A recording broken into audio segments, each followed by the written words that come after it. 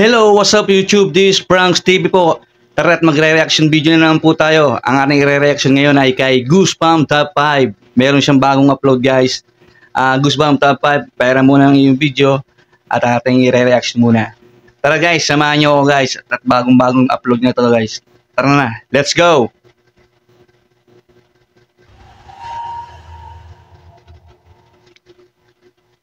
Top 5 Ghosts Caught on Tape. Nako, nakakatakot. Doppelganger. Noong January 29, 2024, nagtatrabaho ang partner ni Aki sa site kaya naiwan silang dalawa ng kanyang anak sa bahay nung gabi na yon. Ang usual na uwi ng partner niya ay alas 5 o alas 6 ng umaga, ngunit nagulat na lang siya dahil alas 2:30 pa lang ng madaling araw. Bigla na lang bumukas ang pinto sa kwarto nila. At ang mga sumunod na nangyari ay talagang nagbigay kilabot sa kanya.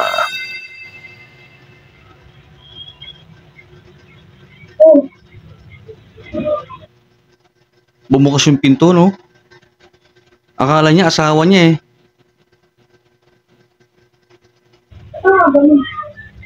Nakita ni Aki ang partner niya sa labas ng kwarto nila. Nakatitig lang ito sa kanya. Tinawag pa niya ang partner niya ngunit hindi siya sinagot nito. Matapos noon ay nakita niyang bumaba ang partner niya sa hagdan kaya sumunod siya. Sinara pa nga niya ang pinto pero binuksan niya muli dahil matatakot ang bata. Pagdating niya sa ibaba, nagulat na lang siya dahil patay ang mga ilaw at nakakandado pa din ang pinto. Dito niya na... Ay, grabe yun, no? Double ganger ata ang tawag dito. Ginaya yung asawa niya, no? Nako. May tsura pa na yung babae. Kaya siguro ginaya yung yung lalaki. May balak ata, no? Realize na hindi makakapasok ang partner niya sa bahay dahil wala itong dalang susi nung oras na yon. Ayon kay Aki, bigla na lang siyang hindi makakilos at hindi niya alam. Habang hindi siya nakakagalaw, may nagbubukas sara na din pala ng pinto sa kwarto nila.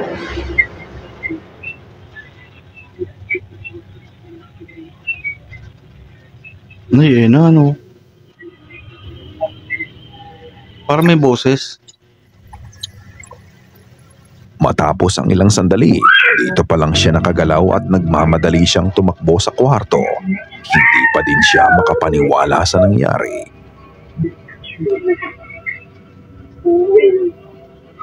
Dahil nga dito ay sinilip niya muli ang partner niya.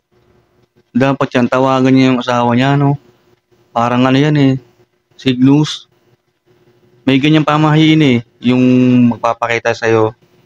Tapos iba pala yun. O kaya naman, nagpakita sa'yo, yung pala may nangyari na sa'yo na hindi maganda, no? Parang gano'n na may pangyayaring gano'n eh. Parang signus ata yung mga ganan. Tawag dyan. Sa isip-isip niya ay nagbibiro lang to pero pagtingin niya, wala siyang nakita. Ano sa tingin niyo ang naganap sa bahay nila nung gabi na yon? Did she really witness her partner's doppelganger? Nang malaman nga ng partner niya ang nangyari, nagbiro na lang ito at sinabing pinadala niya ang doppelganger niya para i-check kung okay sila. Ikaw, ano ang gagawin mo kung sa'yo mangyari to? Ikaw na ang humusga.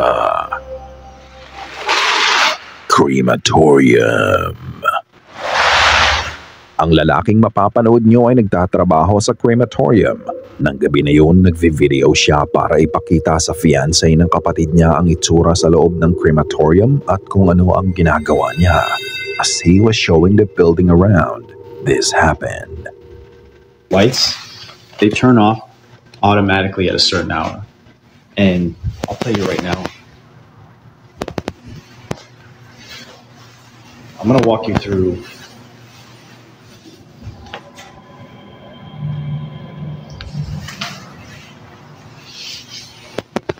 I have a friend that works that he would see and hear things coming from these furnaces when they're burning the bodies. So when I'm walking through here, they usually put the urns out Crematorium, may yung mga ano yung mga dinadala yung mga patay. Diyan yung nilalagak pag halimbawa may bagong patay, kine-cremate, diyan yun Tapos pag wala nagke-claim, nilalagay muna sa freezer. To send to the families. So when I'm walking here at night, I walk right by these urns that they put on these tables here. And then I come down. Freaking out. Maririnig mo ang faint tapping sound na nanggaling sa loob ng furnace. Dahil nga dito ay medyo natatakot na siya pero patuloy lang siya sa pagve-video. Hindi niya napansin na nagkakaroon na ng static audio ang camera niya. Is it a sign that something is about to happen? Nang ipakita niya ang body table, may naramdaman siya sa likod niya kaya napatutok ang camera niya doon. Pero wala naman siyang nakita. However, the strange events happening around him that night are about to get spookier. Ito ang sumunod na nangyari. Uy, ano yun? Gumalaw yung mga lagay ng abo.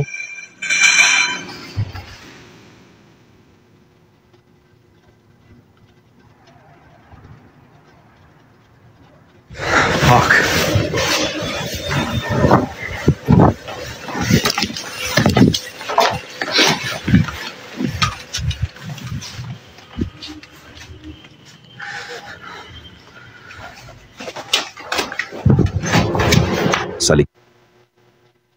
Ang gulat ko kay Coco Martin Akala ko may tao sa likod. Yung pala si Tanggol.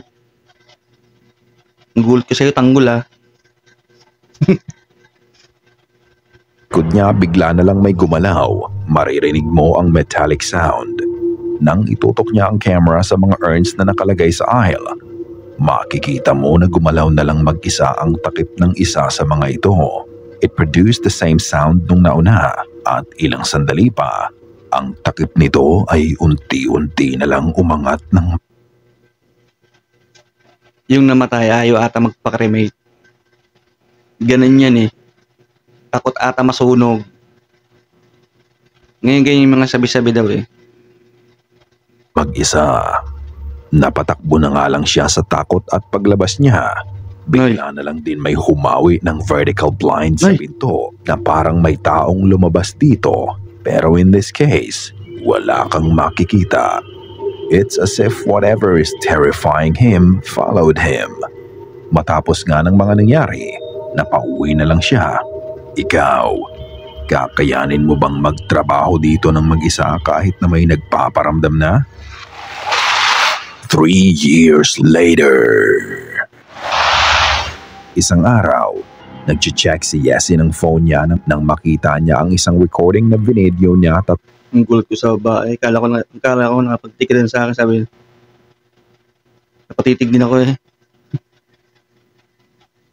taon na ang nakalipas. Ang sabi niya, nag-video siya dahil siya lang ang mag-isa sa bahay nung araw na yon. Pero may naririnig siyang mga ingay na nanggagaling sa banyo.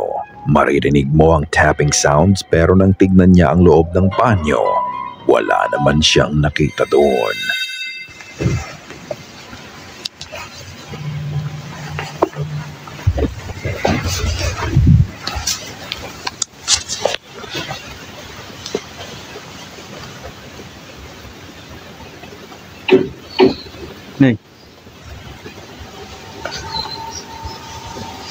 May kumatok.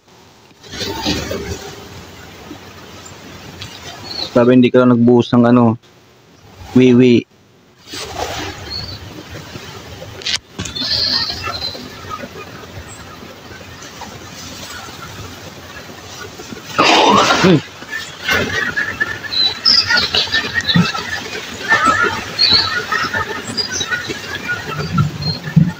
Ganun, parang may mga hangin. May lumalabas na hangin sa pintuan. Sarado naman yung CR.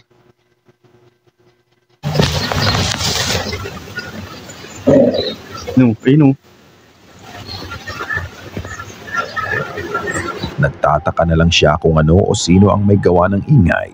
Matapos nun ay pumanik siya sa kanyang kwarto. At muli, Narinig niya ang ingay na nanggagaling sa banyo kaya muli siyang nag-video. But this time, she would capture something else.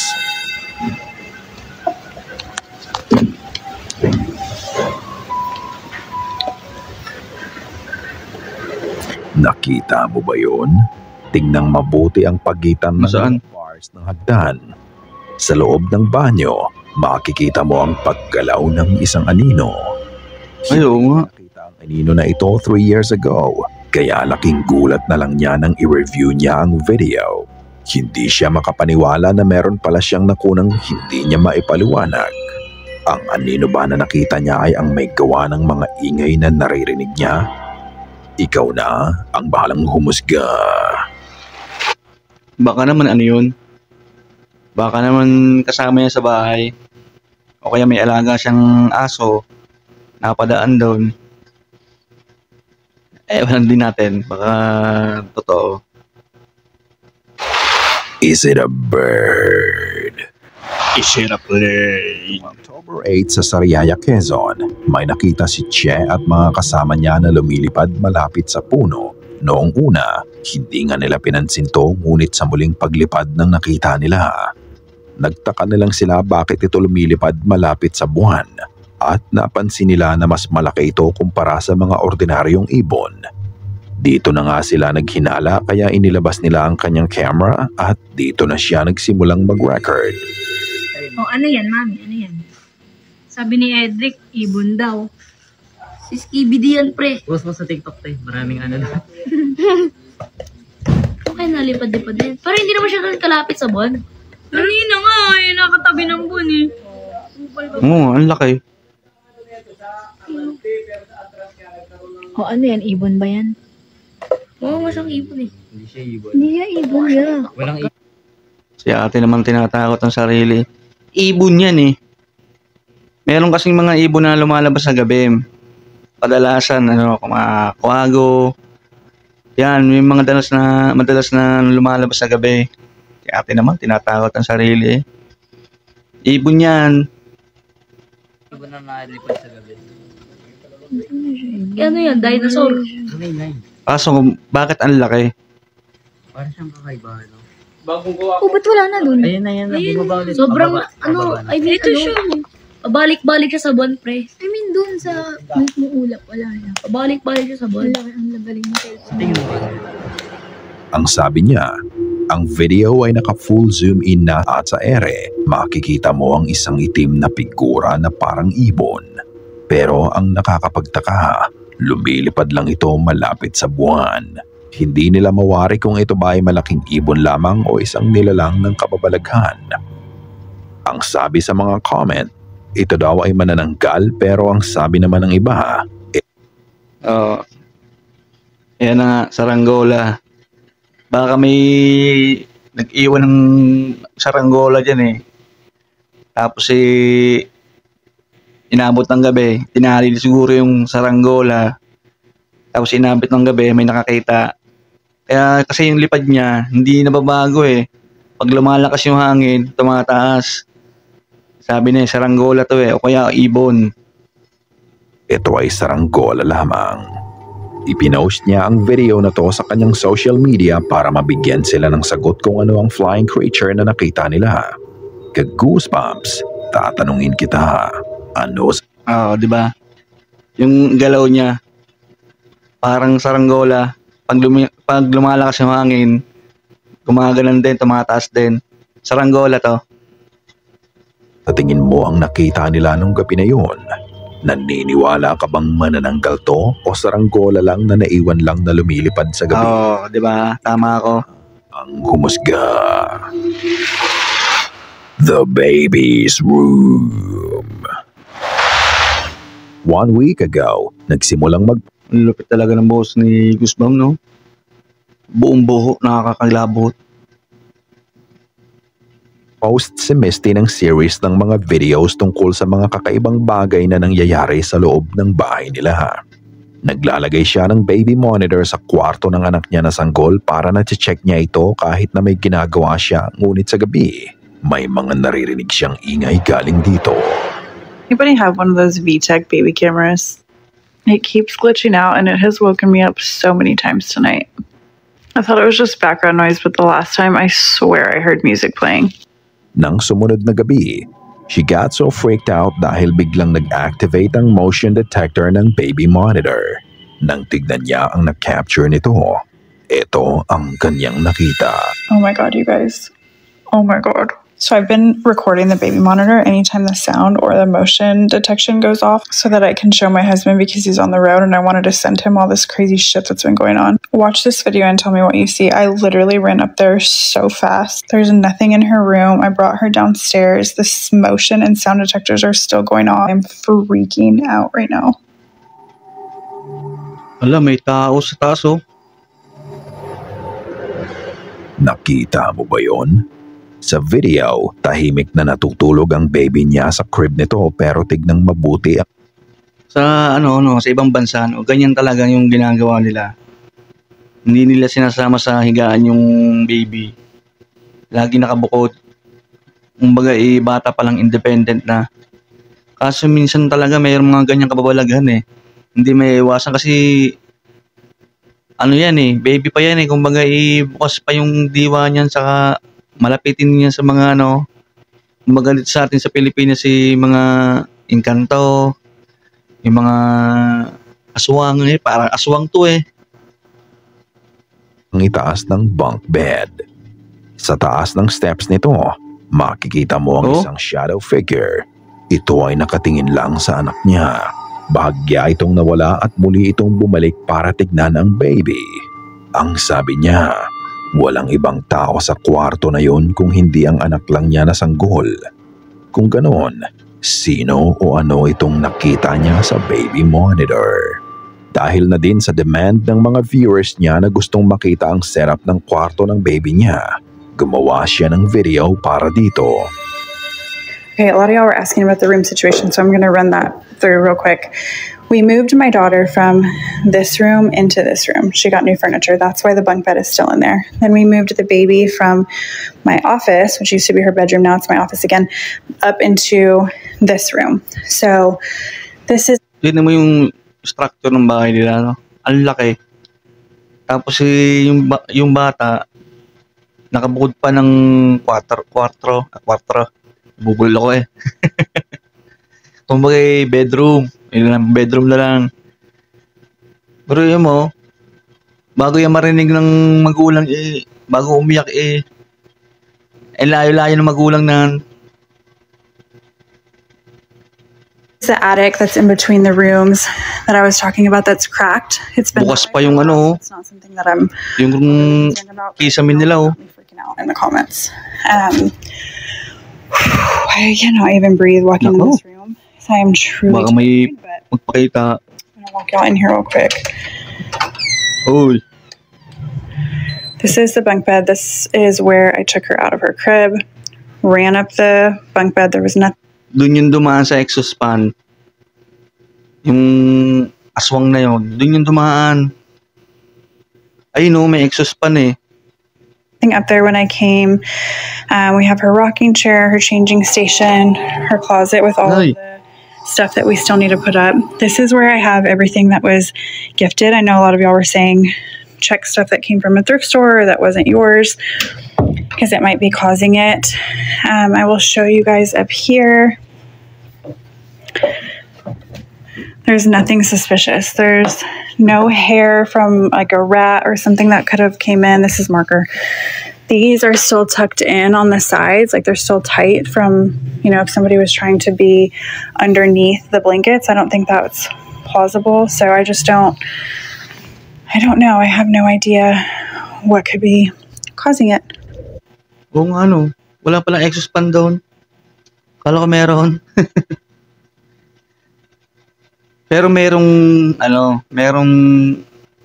monitor ng TV. Pwede yun guys, gawin yung salamin ng mga entity. Baka dun dumaan, Kasi din yan pwede rin tagusan ng yan ng mga hindi nakikita. Oh my god, it's rocking. Fuck. Uy.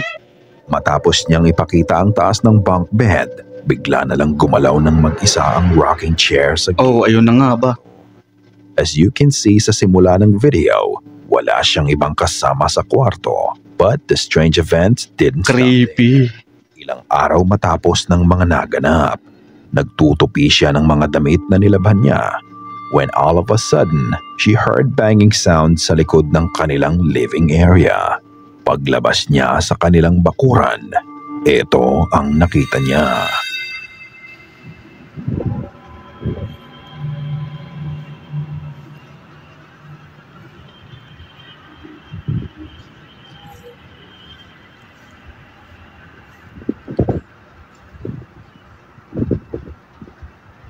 Mga patay na ibon.